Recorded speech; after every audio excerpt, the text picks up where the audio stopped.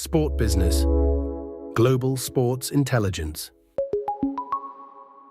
Hello and welcome to this week's edition of the Sport Business Podcast, getting you up to speed with the stories powering the global sports industry. I'm Catherine Davies and I'm the host of this weekly podcast.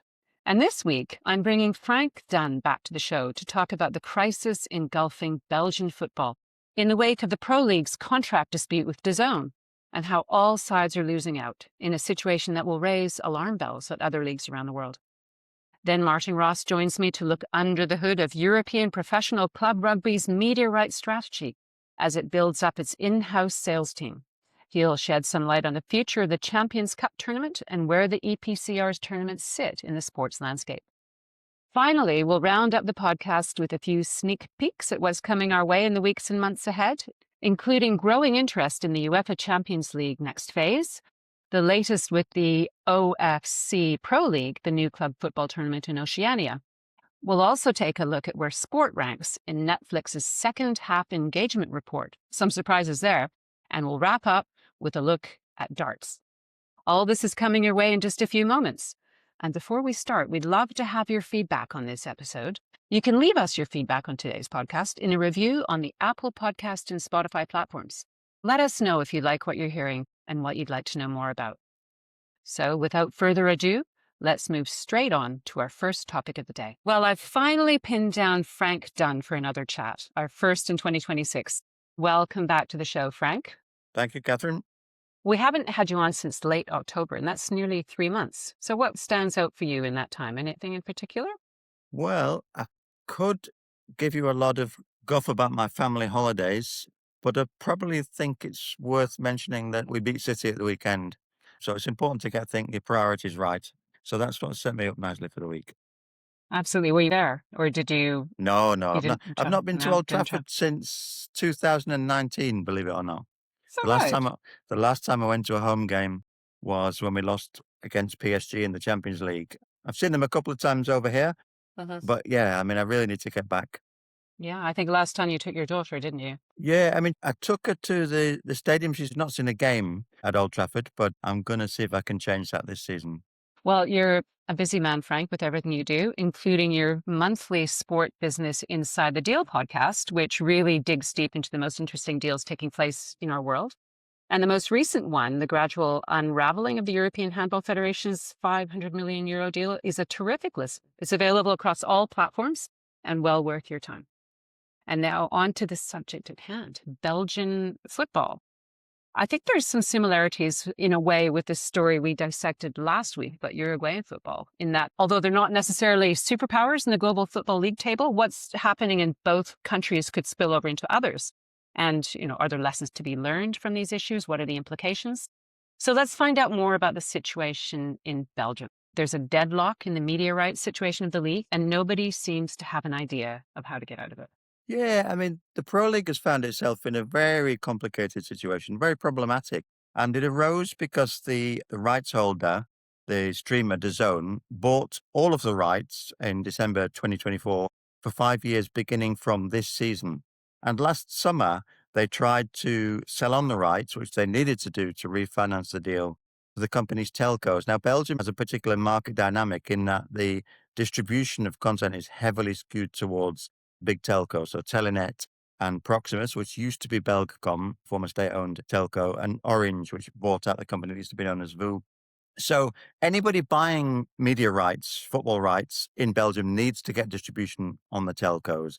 DAZN tried and failed to do so. They couldn't find a deal at the price that the telcos were prepared to pay. And basically what happened is that at the back end of last year, DAZN went back to the league and said, look, this contract is basically unenforceable.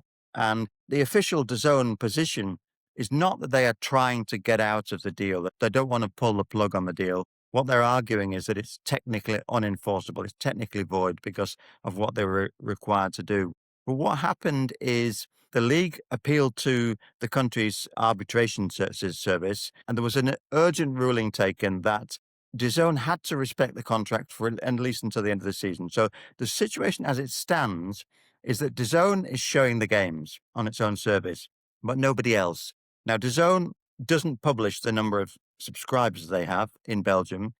The research that we've done suggests that it's probably around 150,000. Some people say it's less, some people say it's more. But that is the universe at the moment for live Belgian football. And that's seriously problematic. And it's problematic for everybody in the market. It's problematic for DAZN because failing to get distribution means that they're not refinancing their investment of 83 million euros per season. It's problematic for the telcos because not having the top football means they're shedding customers to their sports subscription. It's problematic for the clubs because they're not getting revenues in. The lack of visibility means the sponsors are on the warpath because all of a sudden the audience, the domestic audience for the league has gone down. So it's a truly problematic situation for everybody involved. There's nobody, I mean, you could technically probably point to the league and say, because this interim ruling, this arbitration ruling was in its favor, that's kind of the winner, but it's not. I mean, the situation is doing nobody any good. I think also you pointed out in the article you published that's on the Sport Business Media website that there's not even free-to-air highlights coverage. And that I'm struggled to see how that can be because surely they have news access rules where any broadcaster can show up to 90 seconds. Why is there not even highlights coverage? It's very limited in what they've got. DAZN managed to do a deal with the French national broadcaster in the French-speaking territories, RTBF, but it's a Monday evening talk show. And there is a very short clip service on VRT, the Flemish-speaking public service broadcaster.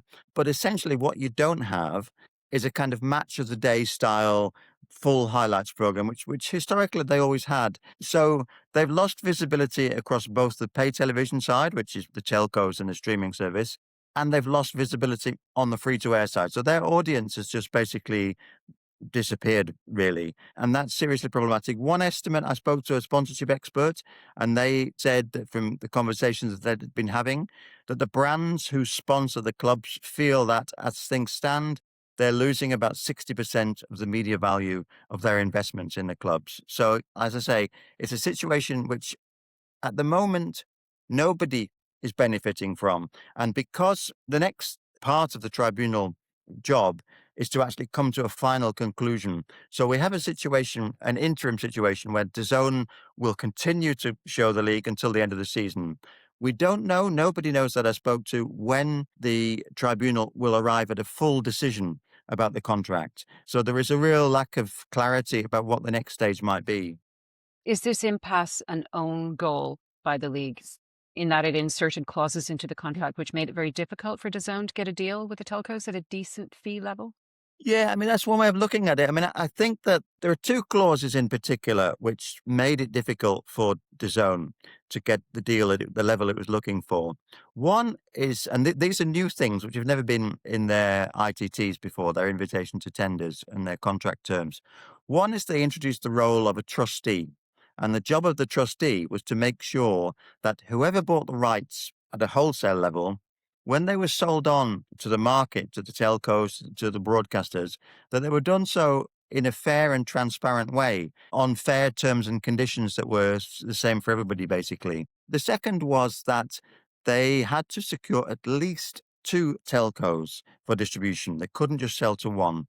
But what that had the effect of, basically, it meant that DAZN, because of the trustee, it meant that DAZN wasn't able to kind of pit one player against the other. In the past, historically, what brokers have done who bought the rights is that they've done a quick deal with one of the telcos, sometimes at a slightly discounted price, and that has forced the other telco to the table, because the nightmare scenario really is for one telco to get the rights and the other to have nothing, because they risk losing their subscribers to their rival. But DAZN was not able to play them off against each other, was not able to secure a deal.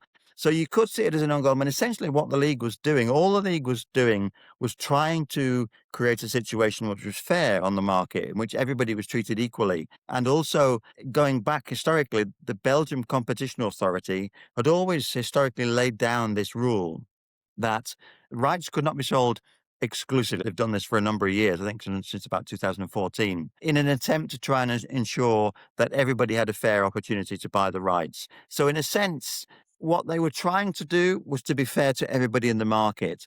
That particular mechanism has come back and bitten them on the bum.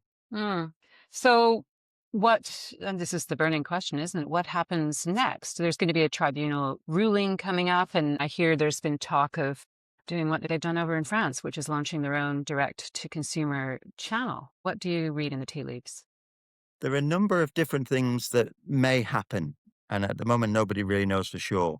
If there isn't a satisfactory outcome, a negotiated settlement between all of the players, which enables DAZN to continue with its contract, enables DAZN to secure distribution with the telcos at a favorable rate, and it essentially enables the status quo as it was last season to continue, then one of the options is the league itself may look at launching its own D2C service, as the French league did when they found themselves in trouble with their domestic arrangements with DAZN.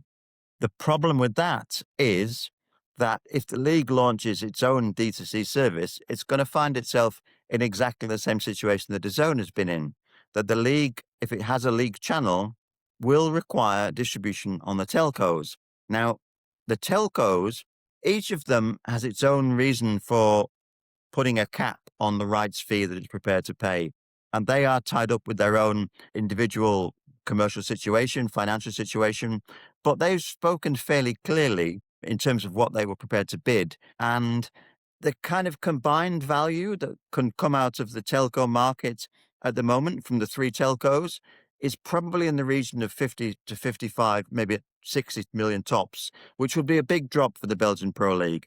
So it's going to be very difficult, even if they launch their own D2C service. One of the things that people are slightly concerned may happen as a consequence is that the big clubs may say, okay, the collective deal has failed. We've not been able to find a situation. We'll go off and sell our rights individually. Now, historically, of the big clubs, it's been Bruges, Club Brugge, Bruges as we know them in English, which has been the most interested in that and has done the most research and is considered to be the one most likely to go in that direction. That would be a serious problem for the medium-sized and smaller clubs, because when that happens, if the collective deal gets broken up, and Bruges, Anderlecht, Saint-Gilloise, they go off and start selling their own rights, that's going to create a real gap between the top clubs and the smaller clubs. But again, Bruges hasn't publicly threatened to do that, but I think that's one thing that people are concerned may be an outcome. That would really upend the trend that we've been seeing over the past few years, where leagues are centralizing the rights. In Portugal, there's a move to do that this year, I believe. Brazil, they're now in two different camps rather than all selling individually. And even in Peru, they've managed to centralize all their rights. So quite a shift in the opposite direction, isn't it? It would be, but bear in mind, two things really. First of all, this conversation has been going on for 15, 20 years in Belgium. And each time the league manages to get an agreement with the clubs, but it's always for a finite period of time. So it's for 3 years or 6 years that they agreed to work collectively. One big difference between Belgium and, say, France and Italy and other countries too, is there is no legislation in Belgium which requires the clubs to be part of a collective deal.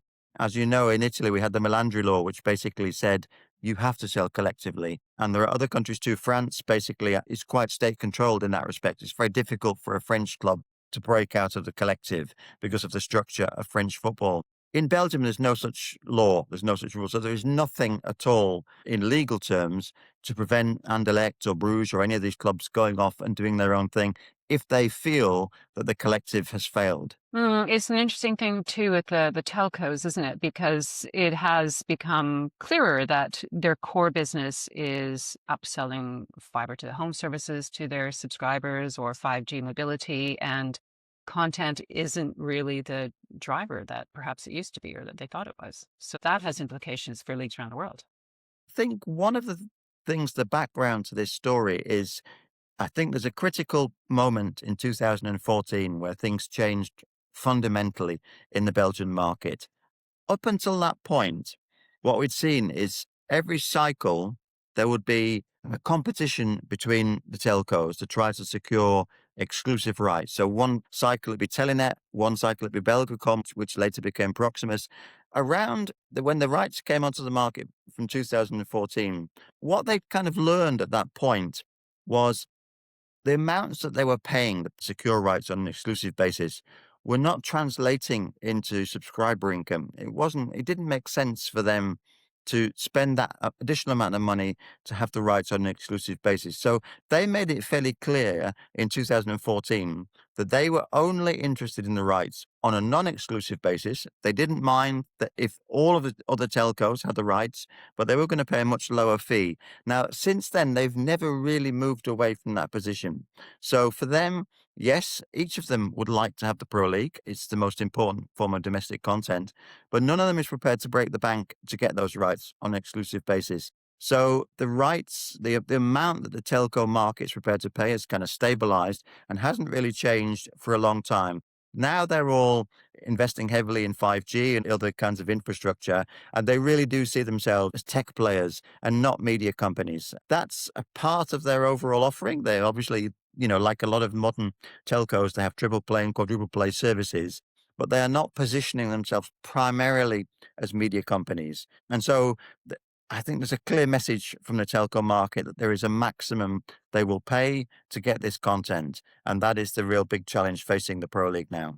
Well, you mentioned that, of course, the Pro League is the most important domestic sports content. But if there is blackout and people get used to not watching it, is there a danger of interest moving away and just people switching allegiance to other sports or other leagues? Sure, they're aware that they don't want to lose their base. But is there a danger of that in Belgium? I think that is the real nightmare scenario for the league. If you look at other markets where traditional broadcasters of a league have lost that content, what a lot of them have discovered, like where I live in Italy, Sky Italia probably for 2 decades was the primary live broadcaster of Serie A. They lost the rights to DAZN a few years ago, and they only have 3 games. What they discovered is, yes, we're going to lose some customers, but their cost base went down so much that they actually feel, okay, well, it's actually fine. We can run a business. We have a smaller subscriber base, but our costs have gone down so much that we can actually run a profitable business. The nightmare scenario for the league is that the telcos look at their numbers and say, well, actually, we are losing customers. And the estimate that we've heard from people we've spoken to in the market is that the customers to their sports package, so obviously they have different types of content offerings and each has its own sports package. What we've heard is that they've shed about a third of those customers. So they're going to be running the numbers. And the nightmare for the league is if the telcos say, well, actually, okay, we've lost about a third of our sports subscribers, but our underlying customer base hasn't changed radically. And at the same time, our cost base has gone down dramatically. Actually, this isn't a bad scenario. And if the telcos come to the conclusion that they don't need the Pro League, then that is a very, very serious problem for the league. And I would guess that the fans will still be able to get their fill with Club Bruges in the Champions League. One of the reasons why perhaps there isn't so much pressure coming from the top clubs at the moment is the top 3 or 4 clubs are playing in the European competitions. That means that they have a separate source of income coming in. So they're not totally dependent on the 10 or 11 million per season they earn from playing in the Pro League. So that kind of taking the pressure off in terms of that movement towards the possible movement towards individual selling. But yeah, I guess for the fans of those clubs, there is an alternative. And of course, the games are still on DAZN. So any Belgian football fan that wants to see his or her team can subscribe to DAZN and can still see all of the league games and can see the second division, can see the women's league, can see the cup. DAZN is carrying all of that content. So it's not as though the league has completely disappeared from the screens. It's not a complete blackout, but it means that it's the only place at the moment where that's possible. Right. So it's a question of losing the casual viewer who might just turn the telly on a Sunday afternoon and watch a match, rather than someone who has purposely subscribed to DAZN to watch football. Big difference. Absolutely. But one of the things that has been described as a catch-22 situation is that DAZN now is the exclusive provider of Pro League football. And it has this interim situation where it must respect its contract to the end of the season. But it's very difficult for DAZN to actually proactively campaign and advertise to get people to the service, because DAZN is trying to argue with the league and with the courts that the contract it has effectively is no longer valid. It's been voided because it's been unable to satisfy the clauses laid down by the league. So it's a kind of catch-22 situation. That is the only place that you can see the football. they're not really proactively advertising that fact because they are simultaneously trying to argue in the courts that the contract they're sitting on is not actually a valid contract. So it's a bit of a disaster all round.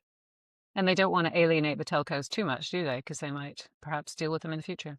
That is one of the structural problems of anybody, anywhere who launches a D2C service, that you can't rely 100% on direct to consumer. You need third-party distribution. Certainly in Belgium, whoever launches a D2C, whether it's DAZN, whether it's the league, whether it's somebody else coming in, everybody's going to need third-party distribution. So I think that's a kind of structural problem that anybody is going to face in Belgium, whoever it might be.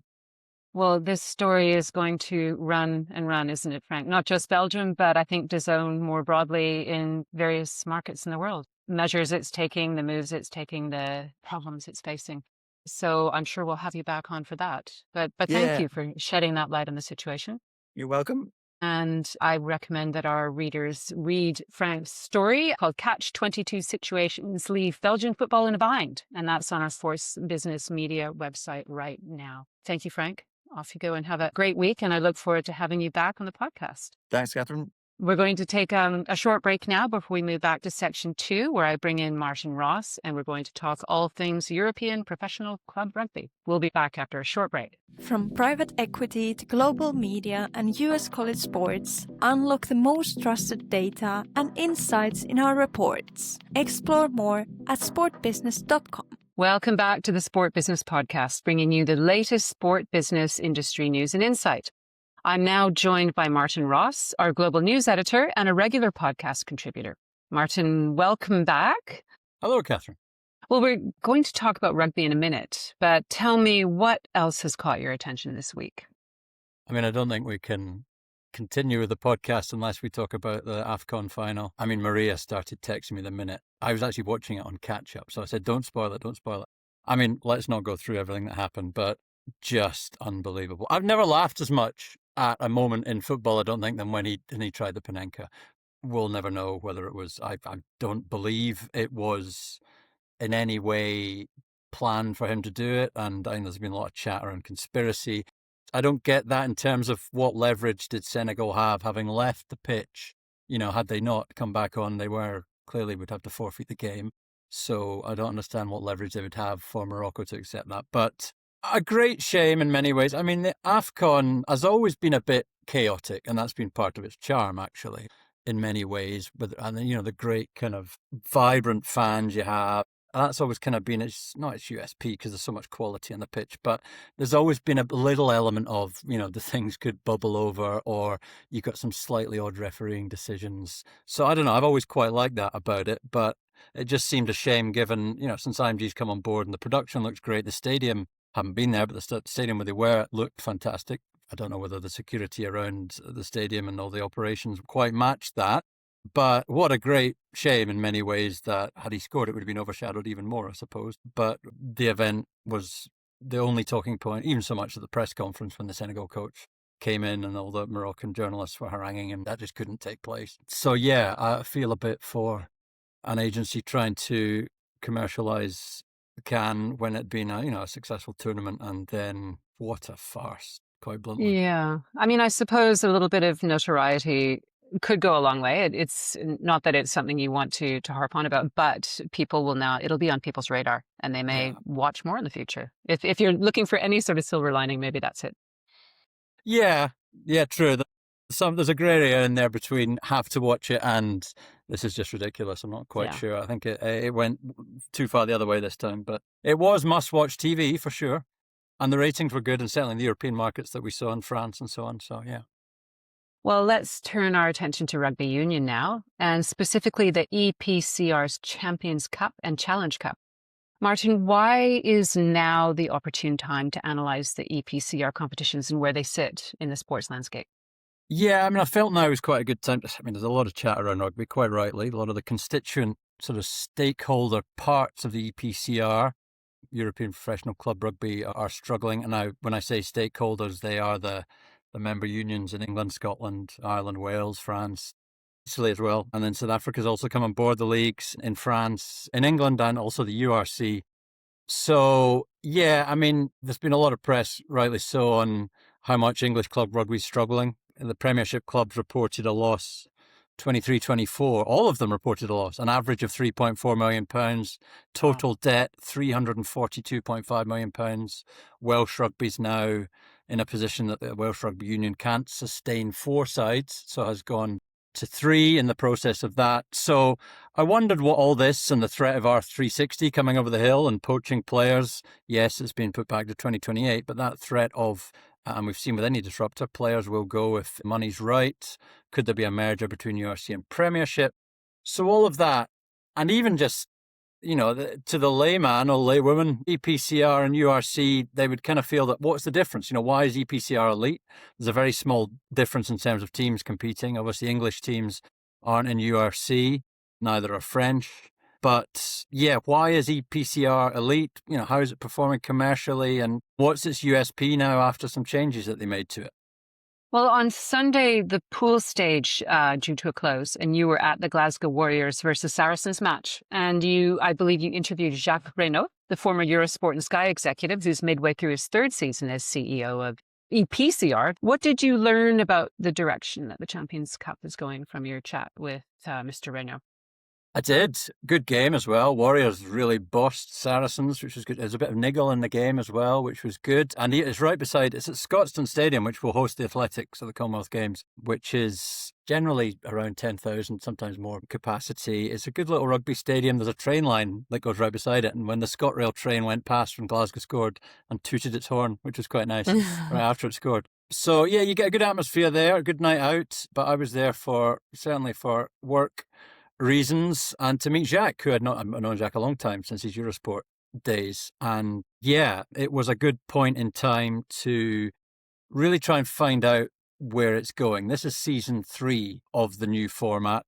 So the new format has 4 pools of 6, basically tried to create more jeopardy. So there's no longer matches between teams from the same countries in the pool phase. Then the top 4 will go through. 5th kind of drops down to the 2nd tier Challenge Cup, and they've now created what says a round of 16 before the quarterfinals. So they're in season 3 of that, and talking to Jack, I mean, not that it's up to him, clearly, that they have to put everything to the stakeholders and all the rest of it in terms of tweaks that will be made, but you got the sense that there's more changes coming. It's very congested. So it starts in December and finishes in May. I think they want to go back to looking at going back to maybe starting October as they did pre-COVID.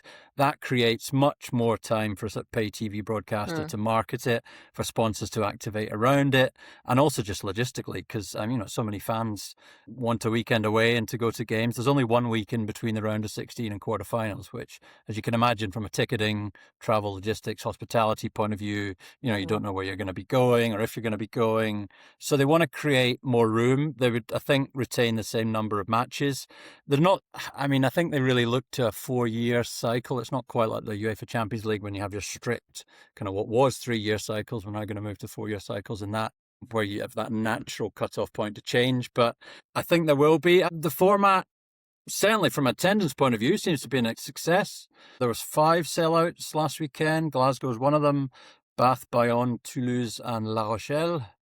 So the French really loving it, and the digital engagement was up. All kind of rights holders shout about the digital engagement being up, but seems to be. So yeah, I think that's what we can look at coming down the line. Also, whether they continue to have this kind of drop down to the Challenge Cup, there's maybe a feeling that kind of devalues a little bit.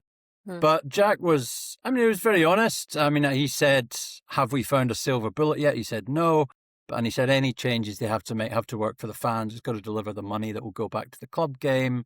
And then, it's that kind of perverse situation where they could do something really good commercially for EPCR, but if it doesn't work for the 3 shareholder leagues that they have, of which, as I say, French League, English League and URC or the unions, then it's not going to work for rugby. So they're in a kind of delicate position in the game.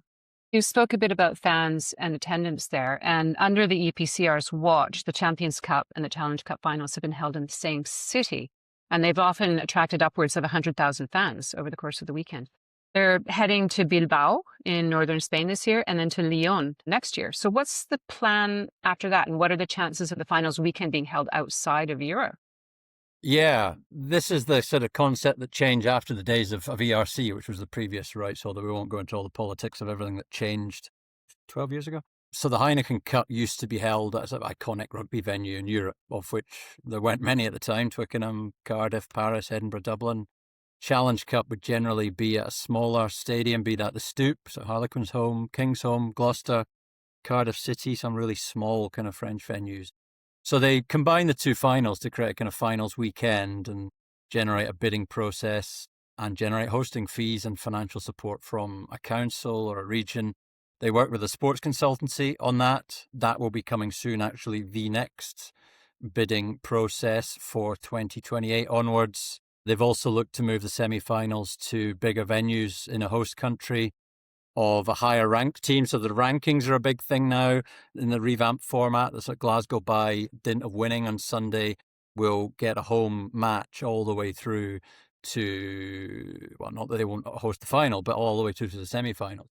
It's been successful. I mean, if you look back, Jack said that they sort of doubled the financial yield of the finals in 3 years. Bilbao, they've sold 75% of tickets for the final at San Mamés. You just need to look at the attendance figures, I think, to see that it's worked. I look back in 2012 for the Challenge Cup final. There was only 9,000 at the Stoop. 2011 there was 12,000 at Cardiff City Stadium, and then the last 3 Challenge Cup finals in Cardiff. One was at Tottenham Hotspur Stadium, your favourite football team, and in Dublin over 30,000, over 50,000 in Marseille before that. I was at the Champions Cup final last year in Cardiff where they got over 70,000. I mean, they always had big mega audiences in the Heineken Cup era, so that's not changed much, but it's been sustained. So what's coming down the line will be a process to invite bidders for 28, 29, maybe even 2030 in Q1 of this year or Q2. Last time around, they said they had 13 hard bidders, which is why they ended up awarding, they planned to award 1. I think they ended up awarding 3. Including the Lyon 2027, as you say. So, I mean, Italy's been looking at this. The trouble with Italy is Stadio Olimpico, Lazio and Roma play on alternate weeks. So how do you get a gap? The USA really interests me. Big topic in the Champions League at the moment, with Relevant coming on board. Could they ever take a match or even the final to the States? Jacques Renaud said the US is increasingly interested. He said there's interest from MENA, Asia, Hong Kong. So I did ask him, I said, would you take the final to the States? I mean, that's quite a big thing to do. Yeah. He said, never say never. He said, if we do something bold, we need to get it right. By that, he means it has to be fan friendly. Essentially, you're moving 100,000 people around. And 2 weeks before the final, you don't know which teams are going to be in it. So the logistics of that are quite tricky, actually. We look at Rugby League has held a match in Vegas. How did that go? Was it popular? Anecdotally, I met a couple of fans on the train who are going to Heathrow and then heading out to Vegas. I mean, it went well for them on the way there. On the way back, I don't know. I think they might have had headaches. But it seemed to, get into a new territory. And I think certainly the novelty of going to Vegas, I think will have been embraced by the fans. So I don't get the impression that's coming super soon. I think there's just too many. And there's also a lot of big, exciting sort of new stadiums in Europe that they can go to. They kind of work it on a sort of 3 different type of hosts. One would be just a kind of traditional rugby, like a Twickenham. Or then they go maybe a rugby heartland with a different type stadium like Spurs was, or just a completely new type destination like Bilbao or Lyon, albeit I think they had been to Bilbao and Lyon, actually, I think, in the very early days. So, yeah, Frankfurt and Munich were also interested as well. So it's a tricky one because you just know, you take it to a rugby heartland or a big stadium where people are used to going, you're going to do well. So it is almost a bit of a risk taking it, going slightly left field and going to, a Qatar or something. It would be pretty controversial and a risk, I would say. Well, I'm pleased to hear about the San Mamés in Bilbao.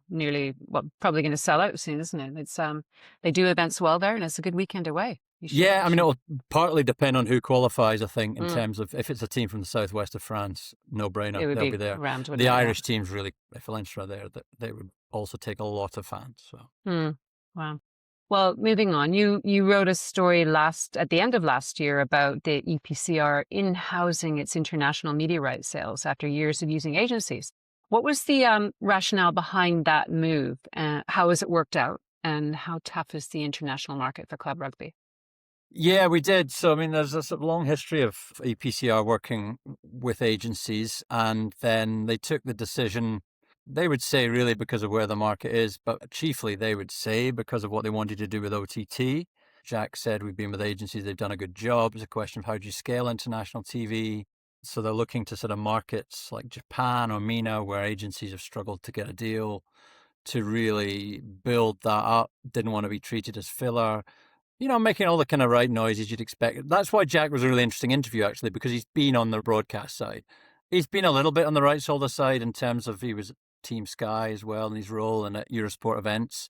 But he didn't really try and pull the wool over my eyes in terms of, because we know where the broadcast market is, you know, and he didn't try and claim that they had found, you know, the golden solution. He said the market's tough out there. We've got challenges like any agency would have. But there was a couple of surprising ones, actually. I mean, they've decided to continue TV deals in a few markets like Premier Sports in Southeast Asia, Sport TV in Portugal, Movistar, Spain. Flow has got them in USA and Canada. Go in Malta. I don't imagine that's a money spinner. But they've taken more markets in-house and decided to just go straight over the top. And Italy's one of them. So Italy is their best performing OTT market now. Australia's second. You'll never guess where third is. Have a guess. Oh, can I guess the continent first? Is it in Asia? No. North America. No. So the best... Argentina.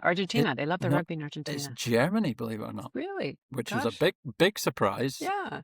So, I mean, Italy's been a frightfully difficult market for rugby rights holders. There's a number of times you'll get kind of property, Pro 14 as it was, bouncing around from broadcaster to broadcaster, which is never a good sign.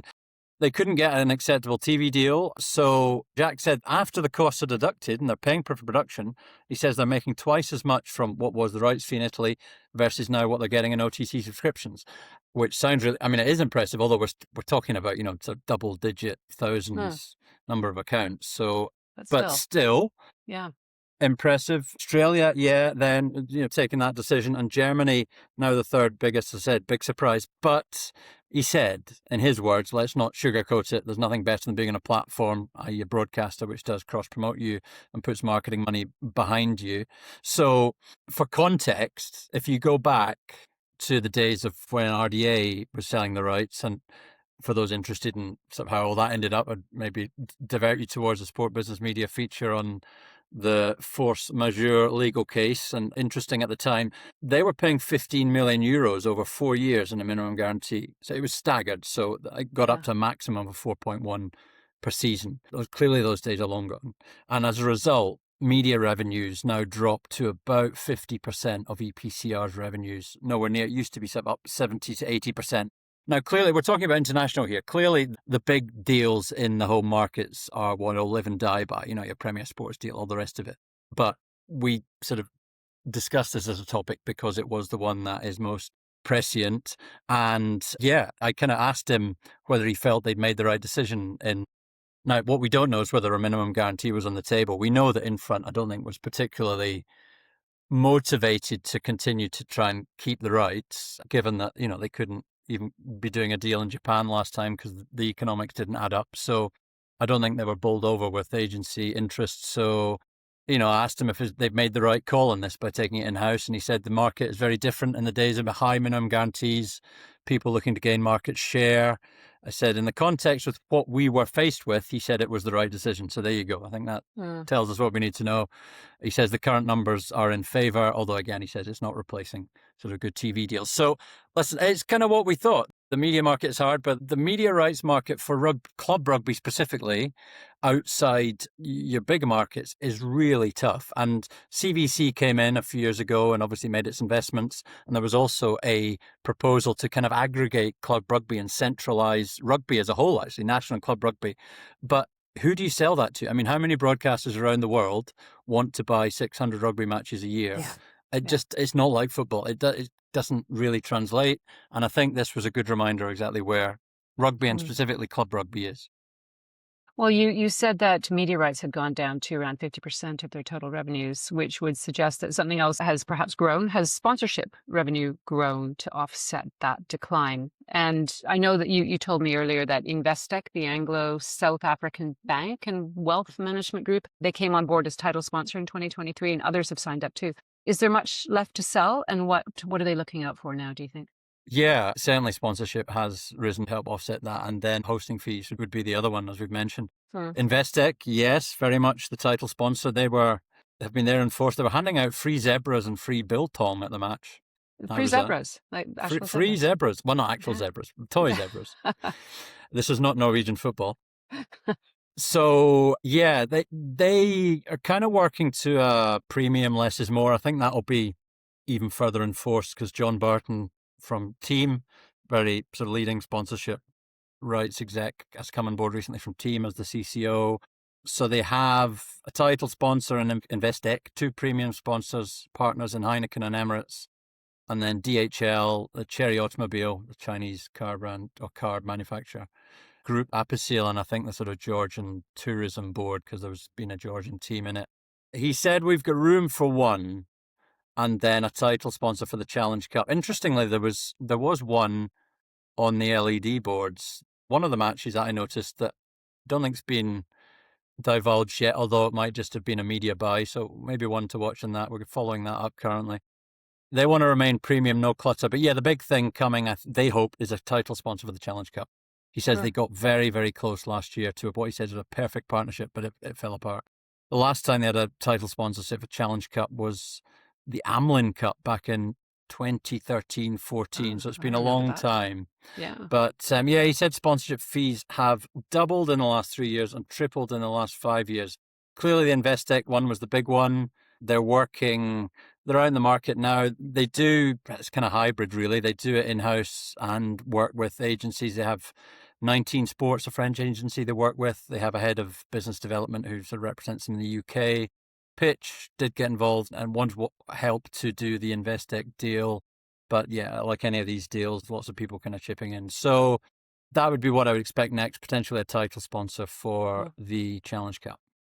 Well, I'm intrigued by what you said about the Georgian Tourism Board coming on. And I know that rugby is strong in Georgia, but there's obviously more of these kind of tourism board ones. Is there any data to show that they work for the tourism boards? Are they getting more visitors? I'm curious about that.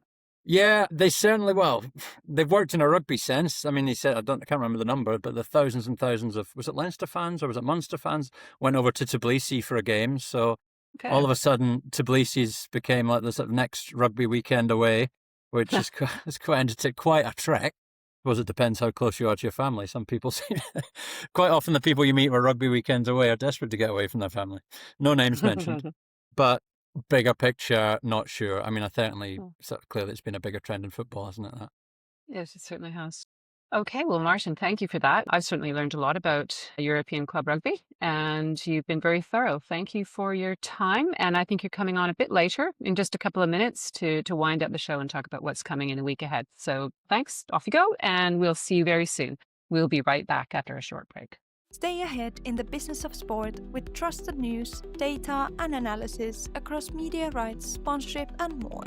Explore our subscription options at sportbusiness.com.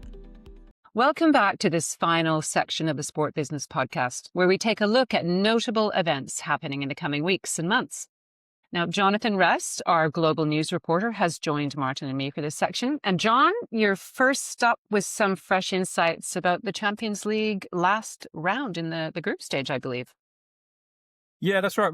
UEFA do get a bashing, don't they, when it comes to kind of changing the models of formats of football tournaments. But I think, this is the second season now of the expanded Champions League into a kind of long league of 36 clubs rather than kind of smaller groups. And I think you have to say it's been a huge success when you look at what's going to happen, next week of the last round of fixtures. As I say, there's 36 teams. I think all but 6 have got something, resting on this, whether they kind of get into the top 8, which gives them a couple of weeks off in February, whether they have to go into a playoff or if they're out of the tournament altogether. And I think, a lot of big teams are still vying for that top 8 space. And I just think it's really interesting how that kind of could look. By the end of next week, you could have all six English clubs in that top 8. And I'm just wondering what amount of, I'm trying to think of a nice way of saying how the Florentino Perez at Real Madrid will feel about that when he sees that, the imbalance in European football. And I think it's going to be interesting, the fallout, should all six of that are in there get into that top 8. But I just think, if you look at the Champions League a few years ago, the first couple of games were interesting in the group, and then you could kind of work out who was going to get through. And I think this has completely flipped that dynamic. And it's the last couple of games of the group that have really made it quite interesting and real kind of appointment viewing next Tuesday and Wednesday. So a bit of fair play to UEFA for once. We've not quite lost the... It's interesting that there was a couple of group mentions there, one from John, one from Catherine, that I do the same, just training yourself to say league phase. My dad actually still says section. He says, who's in our section? So it's the general public, I think they're liking it, but they've not quite lost that kind of reference to group phase football. Exactly. Well, when you're top of the league, I can say, rather than the group, it's easier. Arsenal are one of the clubs that have got nothing riding on it. So comfortable week viewing for me. Have we seen any astonishing audiences from the recent matches to show that there's rising interest in this more crucial stage? Well, I don't know if there's numbers as such. We probably need to dig into them a bit more. But what it hasn't done, I mean, I think, it's fair to say that, Martin, you can correct me on the numbers, but I think in the last round cycle, when they increased the number of teams, changed the format, they were telling broadcasters this is going to bring in 30% more viewers. And I don't think it's a single digit number, I think, actually, what happened in the first season. So I don't think it's driven necessarily throughout the 8 games massive increases, but it's certainly gripped maybe towards the end of the tournament or competition as it is more than the start. I don't know, Martin, if you've seen any numbers. Yeah, I mean, just anecdotally here and there. I mean, the French figures always seem to do quite well, but you need to have a good look across the board and really crunch the data, which haven't done. So I think you get the impression it's certainly sustained, if not improved, broadcaster audiences that bit longer because as you say, you're not getting the kind of dead rubbers at the end anymore. And you are also not getting the same repetition. Obviously, you're playing 8 different teams opposed to playing the same teams twice, same 3 teams twice. So variety is the spice of life. I like that expression, dead rubbers. I think you might need to translate that for some of our audience. Well, it's not rude. It just... I know. It's just unintelligible for many listeners on my side of the world. I forget that there is a US term for basically a match which has nothing riding on it, essentially. Yeah, doesn't spring to mind. I was hoping to take this discussion right round the other side of the world, probably about as far away as you can get, as we saw the launch of a new Champions League type competition last weekend, the OFC Pro League, which is the Oceania Football Confederation Pro League, had their first round of matches on the weekend. They got through 5 of them before severe weather in Auckland in New Zealand postponed 3 of the matches. Apparently the pitch was under several feet of water and they were not able to aerate it, which I assume means punching holes in it to make it drain faster. But anyway, they had to postpone 3 matches. There's 4 more to be played today and tomorrow before the league moves on to round 2 in the Solomon Islands. But it's the first professional club tournament in Oceania. It provides a pathway to the FIFA Club World Cup. There's 8 teams, 2 from New Zealand, 1 from Australia, and 5 from the various islands. And I think it's a great initiative, and I'm excited to see where it goes. So some of the first results, Auckland City FC, who we know is the team of plucky amateurs who took on some of the world's best in the FIFA Club World Cup last summer. They drew with Boca Juniors, unfortunately, before losing 10-0 to Bayern and 6-0 to Benfica. But they're leading the table with 2 wins. Given that they play in the A-League, they have to field a reserve team in the league. But still, there looks to be some good competition. There's been no blowouts. And it's an exciting time for Oceania football. There will be time for a bit of a commercial deep dive on the OFC Professional League, because it is... I mean, there was reports last year, not more than reports actually, there was stated by the president of the Fijian Football Association that the Saudi Tourism Authority had invested, I think, close to $20 million into this venture. That was actually the OFC themselves actually refused to confirm any Saudi involvement, but I'm not quite sure why this guy would have said that otherwise. And it kind of goes back to a story I think I wrote almost 3 years ago now, which would probably be one of the first stories I did since coming back into the industry with sport business. And that was that OFC had kind of done a sponsorship deal with Visit Saudi. soft power, I think, is the order of the day. Yeah, and I think one of the telling things might be some of the promotion for the league, which involved billboards or adverts with Cristiano Ronaldo, who of course plays for the Saudi Pro League.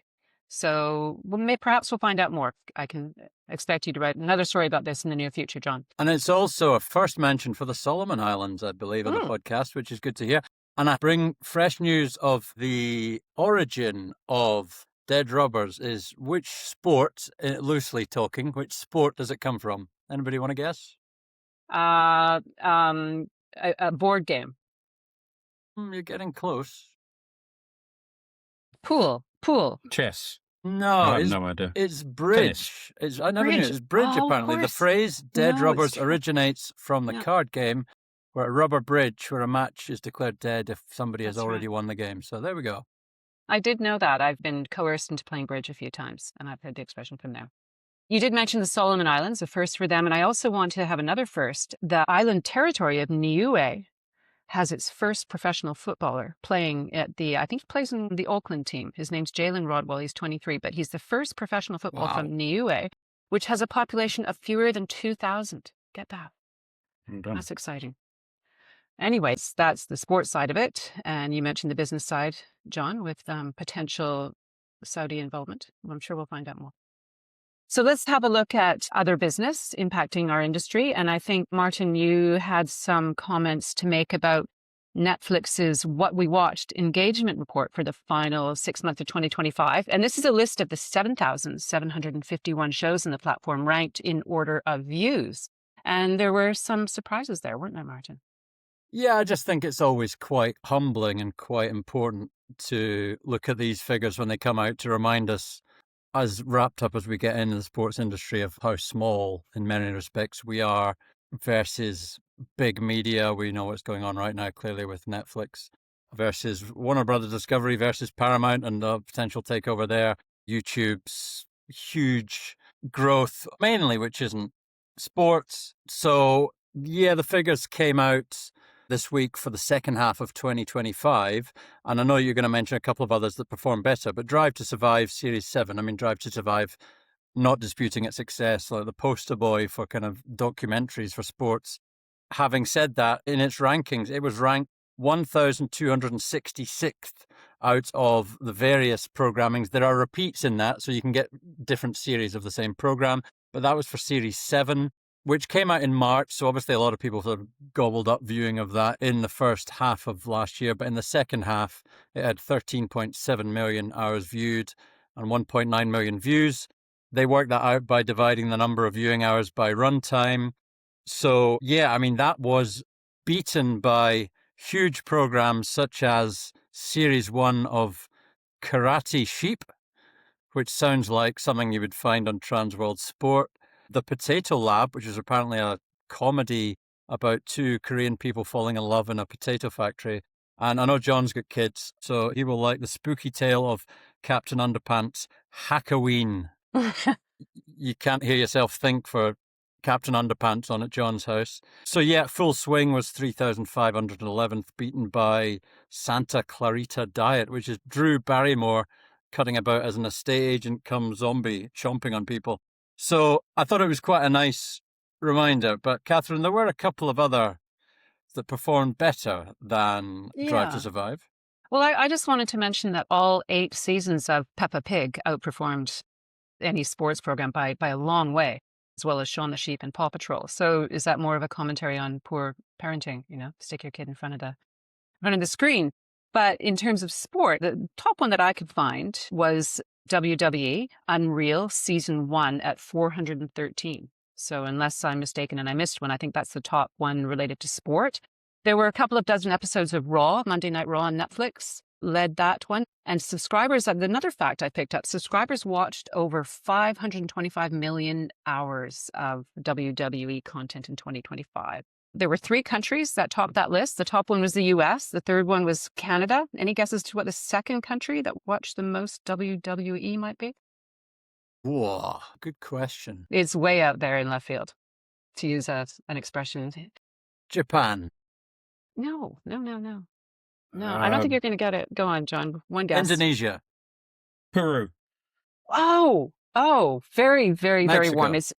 It's actually Bolivia. Bolivia Oh. had 49 weeks, where the US was 51 weeks, Canada was 48. So the top sports documentary along the lines of Drive to Survive, the top one was the Tour de France Unchained Season 3 at 785. And I must say, I did flag this up in a previous episode because I watched all 3 seasons and they're terrific. But as you mentioned, Martin, it came out in July, so it scooped more of the viewers because it was new content, whereas Drive to Survive came out in March, I think you said. You do. You've also got to take 6 places. The way that they put it in the spreadsheet, the top 6 places were not actually, didn't have filings against them, so you have to deduct 6. I don't know if you've deducted 6. All right, So it's actually 6 places higher than you think. Right. Well, that would make it 779. There we go. Right after that was the SEC college football documentary called Any Given Saturday. So that's good. I've seen that. That's good. Maybe, yeah. I like that. So, quality rules, I guess. Yeah, I just to highly jump in recommend it.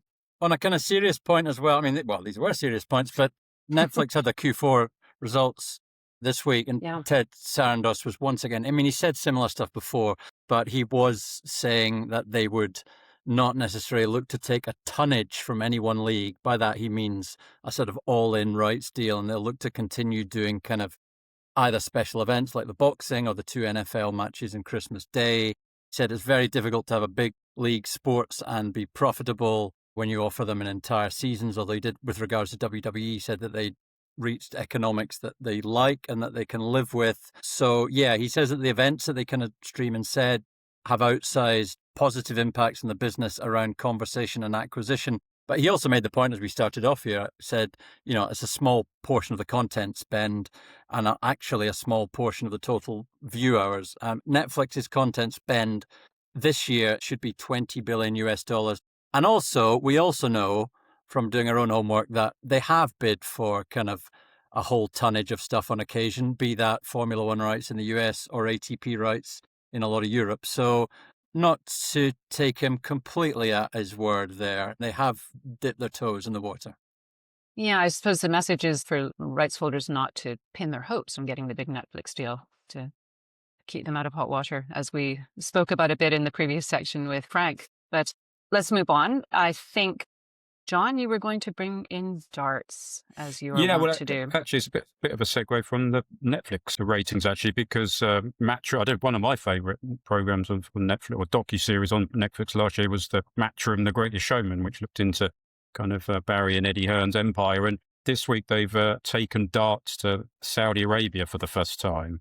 I'm not sure if either of you managed to watch any of it, but it was it got some interesting feedback. I mean, some of the players were, I think one of them, Nathan Aspinall, was kind of somewhat critical maybe of the crowd, suggesting that perhaps they weren't all there of their own accord. They weren't all darts-loving fans. The PDC came out with a bit of a statement on that, saying, that this was a passionate fan base. And it just kind of goes to show, like, they are trying to grow these kind of more niche sports, if you like, and you have to take it to, or niche sports, sorry, Catherine, you have to take it to these new markets and the kind of struggles with it.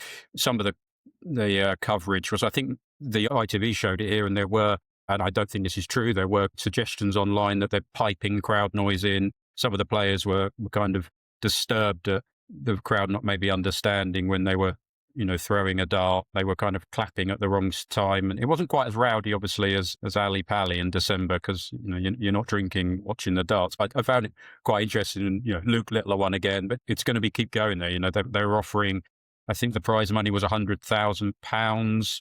There was a special bonus of $100,000 if anyone hit a 9-dart finish.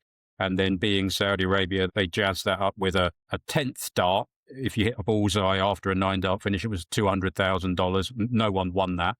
But they've done the same or similar with snooker, where they kind of put together a £1 million bonus if anyone got a 147 and a special gold ball on top of it. So, yeah, it's quite interesting viewing this year as a kind of a first test case of this, whether it's going to work and darts succeed in a market where, people aren't in the crowd drinking and shouting and holding up signs. So, yeah, interesting to see how it develops next year. So was it completely dry? No drink, no booze? Yeah, no, you're not allowed to drink, so no drinking. Although, but there were. You're not allowed to drink at Scottish football, and it happens, but what's the punishment there, Martin, for doing that at a Hearts game? Maybe not the same as doing it in I'm reliably informed. They used to now it's like 7-Up bottles filled with booze or half bottles of Bucky, but it used to be they would take oranges in and inject the oranges with vodka. So everybody thought everybody was really healthy, but they were actually just That was your half-time. Half-time orange, Scottish style. Yeah.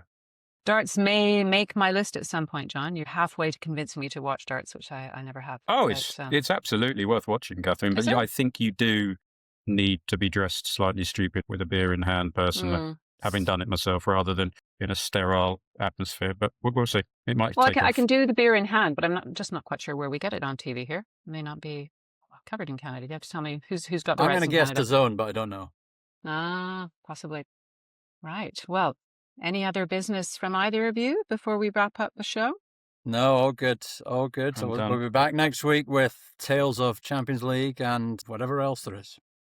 Well, John is off this time next week. He'll be close to getting on a plane to going to Spain to see the Basque Derby, the match between Real Sociedad and Athletic Club of Bilbao. So very exciting. Not in time for our podcast, unfortunately, but we'll hear about it after. Yeah, I'm going to see how many people in Bilbao I can annoy by calling them Atletico Bilbao or something like that, something completely inappropriate. That will wind them up. Atletico, yeah, you better not. Enjoy your time, John. That'll be an exciting match. And thank you both for coming on, as usual. And we will be talking to you again very soon. And thanks to Frank for the previous section. And that wraps up this week's podcast. Thank you all for listening. We will be back next week. To our listeners, if you want to know more about today's stories or any of our other reports and analyses, and especially if you're looking for the world's largest collection of accurate rights feeds across media and sponsorship, you know where to go. Take a look at subscription options on our website or get in touch with us via email at info@sportbusiness.com. And as always, if you enter the code SBPodcast30 at the checkout, you'll get a 30% discount on annual and monthly Sport Business subscriptions. Please don't forget to share your thoughts on this episode and give us your feedback in a review on the Apple Podcast and Spotify platforms. And watch for our weekly LinkedIn posts promoting the podcast, where you can, of course, also leave a comment. Thank you all for tuning in, for reading, and for subscribing. I'm Catherine Davies, and we'll be back again next week with the Sport Business Podcast.